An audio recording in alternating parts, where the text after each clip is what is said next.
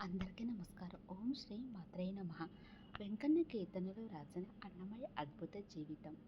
తాళ్ళపాక అన్నమాచార్యులు అన్నమయ్య శ్రీ వెంకటేశ్వర స్వామి పట్ల అపార భక్తి కలిగిన గొప్ప కవి, భక్తుడు కూడా.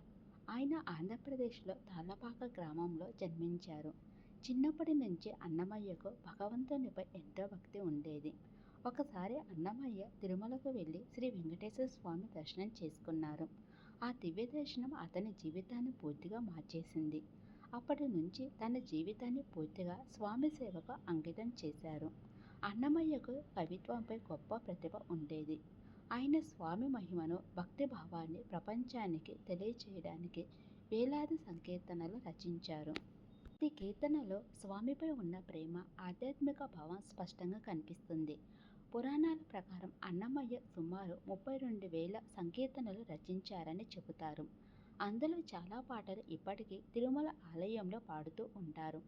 ఆయన కీర్తనలు తెలుగు భక్తి సాహిత్యంలో అత్యంత గొప్ప సంపదగా భావించబడుతున్నాయి. అన్నమయ్య భక్తి చూసి శ్రీ వెంకటేశ్వర స్వామి ఎంతో సంతోషించి అతనికి అనేక దివ్య అనుభూతులు ఇచ్చాడని పురాణాలు చెబుతున్నాయి. అన్నమయ్య జీవితం అంతా స్వామి సేవలో గడిచింది.